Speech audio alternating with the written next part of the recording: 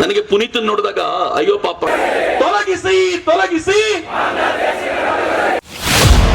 ಅನ್ಸುತ್ತೆ. ಯಾಕೆ ಗೊತ್ತಾ? ಹೊಡೆಯಲ್ಲ. ನಮ್ ದೇಶದಲ್ಲಿ ಹೆಂಗಿದೆ ಅಂತಂದ್ರೆ, ನೀವು ಹೊಡೆದ್ರೆ ಪರವಾಗಿಲ್ಲ. ಮೊನ್ನೆ ತಾನೇ ಡೆಲ್ಲಿಲಿ ಒಂದು ಪ್ರೊಟೆಸ್ಟ್ ಆಯ್ತು. ಪೊಲೀಸರನ್ನ ಅವ್ರು ಮಾತಾಡಿಸಿದ ರೀತಿ ನೋಡ್ಬೇಕು.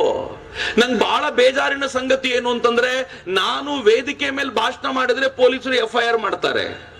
ಆದ್ರೆ ಡೆಲ್ಲಿನಲ್ಲಿ ಅತ್ಯಂತ ಅಸಹ್ಯದ ಭಾಷೆಯಲ್ಲಿ ಪೊಲೀಸರನ್ನ ಮಾತನಾಡಿಸಿದಾಗ ಅವ್ರ ವಿರುದ್ಧ FIR ಮಾಡಿಸಿದ್ದಕ್ಕೆ ಎಲ್ಲ ಕಾಂಗ್ರೆಸ್ಸಿನ ಲೀಡರ್ಗಳು ಕೂಡ, ನೀವು ವಿದ್ಯಾರ್ಥಿಗಳ ಮೇಲೆ FIR ಮಾಡ್ಬಿಟ್ರಾ, ಮಕ್ಕಳ ಮೇಲೆ FIR ಮಾಡ್ಬಿಟ್ರಾ ಅಂತ FIR ಮಾಡಿರೋ ಗೂಂಡಾಗಳನ್ನು ಬಚಾಯಿಸಿಕೊಳ್ಳುವಂತ ಒಂದು ಪ್ರಯತ್ನಕ್ಕೆ ನಿಂತಿರಲ್ಲ. ಇದು ದೌರ್ಭಾಗ್ಯ ಮಿತ್ರ. ಇವತ್ತು ಹೋರಾಟಕ್ಕೆ ಅಂತ ನಿಂತಿರುವಂತ ಈ ಎಲ್ಲ ನಾವೆಲ್ಲ ಏನಿದ್ದೀವಿ, ಮಾತಿಗೆ ಪೊಲೀಸರಿಗೆ ಗೌರವ ಸಮರ್ಪಿಸ್ತಿದ್ದೀವಿ.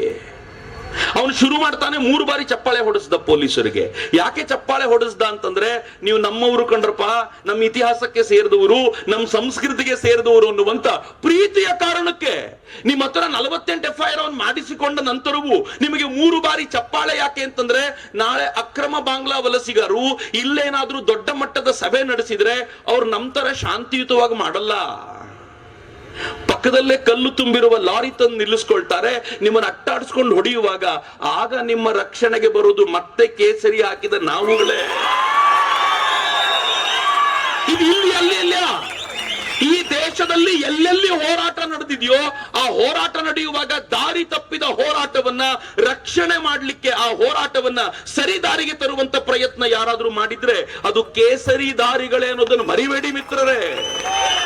ಮಿತ್ರ, ಇವತ್ತು ದೇಶದ ಪರಿಸ್ಥಿತಿ ಹೇಗಿದೆ ಅಂತಂದ್ರೆ, ಈ ದೇಶದ ಪ್ರತಿ ರಾಜ್ಯದಲ್ಲೂ ಕೂಡ ಬಾಂಗ್ಲಾದೇಶದ ಅಕ್ರಮ ವಲಸಿಗರು ಬಂದು ಸೇರಿದ್ದಾರೆ. ನಾನು ಕರ್ನಾಟಕದ ಬಗ್ಗೆ ವೇದಿಕೆ ಮೇಲಿರೋರು ಗಂಭೀರವಾಗಿ ತೆಗೆದುಕೋಬೇಕು. ನಾಗೇಂದ್ರ ಪ್ರಸಾದ್ರು ಇದ್ದಾರೆ. ಅವ್ರು ಬಂದ ತಕ್ಷಣ ಕೆಲವು ಆತಂಕವನ್ನ ವ್ಯಕ್ತಪಡಿಸಿದ್ರು. ನಾನು ಆಡ್ ಮಾಡ್ತೀನಿ ಅಷ್ಟೇ.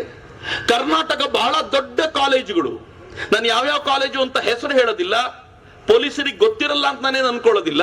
ಆದ್ರೆ ಯಾವ್ಯಾವ ಕಾಲೇಜುಗಳಲ್ಲಿ ಡ್ರಗ್ಸ್ ನ ಮಾಫಿಯಾ ಎಷ್ಟರ ಮಟ್ಟಿಗೆ ನಡೀತಿದೆ ಅಂತಂದ್ರೆ, ನನ್ನ ಕರ್ನಾಟಕದ ಜೆನ್ಸಿಗಳು ಅವರು ಮೊಬೈಲಲ್ಲೂ ಇಲ್ಲ ಈಗ, ಅವರು ಡ್ರಗ್ಸ್ ನ ಸೇವನೆ ಮಾಡುವಂತ ಜನ ಆಗ್ಬಿಟ್ಟಿದ್ದಾರೆ. ಭಯಾನಕವಾದ ಮಾಫಿಯಾ. ಈ ಮಾಫಿಯಾಕ್ಕೆ ಸಂಬಂಧಪಟ್ಟಂತ ಅನೇಕ ಸಂಗತಿಗಳನ್ನ ನಾನು ಹಂಚಿಕೊಳ್ಳಬಲ್ಲೆ ಪೊಲೀಸರ ಜೊತೆಗೆ. ಯಾರಿದರ ಕಿಂಗ್ ಪಿನ್ನು, ಏನ್ ಮಾಡ್ತಿದ್ದಾರೆ ಎಲ್ಲವೂ ಗೊತ್ತಾಗಿದೆ. ಎಲ್ಲವನ್ನೂ ಹುಡುಕಿಸಿದ್ದೀವಿ. ಯಾರು ಇದರ ಹಿಂದೆ ಇರ್ತಾರೆ? ಒಂದೇ ಸಮುದಾಯಕ್ಕೆ ಸೇರಿದ ಜನ ಇರ್ತಾರೆ. ಎಲ್ಲಿಂದ ಸಪೋರ್ಟ್ ಸಿಗುತ್ತೆ ಇವರಿಗೆ? ಫೇಕ್ ಕರೆನ್ಸಿ ಬರುತ್ತೆ. ಈ ದೇಶದಲ್ಲಿ ಡಿಮಾನಿಟೈಸೇಷನ್ ಮಾಡಬೇಕಾಗಿ ಬಂತು. ಮಿತ್ರ, ನೆನ್ಪಿಟ್ಕೊಳ್ಳಿ, ಡಿಮಾನಿಟೈಸೇಷನ್ ಮಾಡಿದ್ದು ಅತ್ಯದ್ಭುತವಾದ ಕಾರ್ಯ. ಒಂದು ಸರ್ಕಾರ ತೆಗೆದುಕೊಳ್ಬಹುದಾಗಿರುವಂತ ಅತ್ಯಂತ ಬೋಲ್ಡ್ ಮತ್ತು ಟಫೆಸ್ಟ್ ಡಿಸಿಷನ್ ಡಿಮಾನಿಟೈಸೇಷನ್ ಮಾಡೋದು. ಆದ್ರೆ ಯಾರು ಸಫರ್ ಮಾಡಿದ್ದು? ನಾನು ಮತ್ತು ನೀವು. ಆದ್ರೆ ಡಿಮಾನಿಟೈಸೇಷನ್ ಮಾಡಲಿಕ್ಕೆ ಕಳ್ಳ ನೋಟುಗಳನ್ನ ಟ್ರಾನ್ಸ್ಫರ್ ಮಾಡಿಸಿದ್ಯಾರು? ಬಾಂಗ್ಲಾದೇಶದಿಂದ ಇಲ್ಲಿಗೆ ಹೊತ್ಕೊಂಡು ಬಂದಿದ್ಯಾರು? ನೇಪಾಳದ ಬಾರ್ಡರ್ ಮೂಲಕ ತಗೊಂಡು ಬಂದಿದ್ಯಾರು? ಇದೇ ಜನ. ಈ ಜನ ಈ ದೇಶಕ್ಕೆ ಫೇಕ್ ಕರೆನ್ಸಿ ತರ್ತಾರೆ. ಈ ದೇಶಕ್ಕೆ ಅವರು ಶಸ್ತ್ರಾಸ್ತ್ರಗಳನ್ನ ತರ್ತಾರೆ, RDX ಗಳನ್ನ ಟ್ರಾನ್ಸ್ಫರ್ ಮಾಡ್ತಾರೆ ಅಲ್ಲಿಂದ ಇಲ್ಲಿಗೆ. ಅವರು ಈ ದೇಶದಲ್ಲಿ ಶಸ್ತ್ರಾಸ್ತ್ರ ತಯಾರು ಮಾಡುವಂತ ಕಾರ್ಖಾನೆಗಳನ್ನ ನಿರ್ಮಾಣ ಮಾಡ್ತಾರೆ. ಅವರು ಈ ದೇಶದಲ್ಲಿ ತಮ್ಮ ಜನಸಂಖ್ಯೆಯನ್ನ ಹೆಚ್ಚಿಸುವ ಮೂಲಕ ಈ ದೇಶದಲ್ಲಿ ಓಡಾಡೋದು ಕಷ್ಟ ಮಾಡ್ತಾರೆ. ಹಿಂದೂ ಹೆಣ್ಣು ಮಕ್ಕಳನ್ನ ಲವ್ ಜಿಹಾದ್ ನ ಬಲೆಗೆ ಬೀಳಿಸಿ ನಮ್ಮ ಹಿಂದೂ ಹೆಣ್ಣು ಮಕ್ಕಳ ಸಂಖ್ಯೆಯನ್ನು ಕಡಿಮೆ ಮಾಡೋ ಪ್ರಯತ್ನ ಮಾಡ್ತಾರೆ. ನಾವು ಫ್ರೀಡಂ ಪಾರ್ಕ್ ಅಲ್ಲಿ ಒಂದು ಪ್ರತಿಭಟನೆ ಮಾಡಿ ಹಿಂಗ್ ಮಾಡಬೇಡ್ರಪ್ಪ ಅಂತ ಕೇಳೋಂಗೂ ಇಲ್ವಾ? ಉತ್ತರ ಯಾವ ಪರಿಸ್ಥಿತಿ ನಮ್ದು? ನಾವು ಯಾವ ರಾಷ್ಟ್ರದಲ್ಲಿದ್ದೀವಿ? ನಮಸ್ತೆ ಎಲ್ಲ ನನ್ನ ಪ್ರೀತಿಯ ಕನ್ನಡಾಭಿಮಾನಿಗಳಿಗೆ, ಕಲಾಭಿಮಾನಿಗಳಿಗೆ ನಿಮ್ಮ ಪ್ರೀತಿಯ ಶಿವಾರ ಉಮೇಶ್ ಮಾಡೋ ನಮಸ್ಕಾರಗಳು.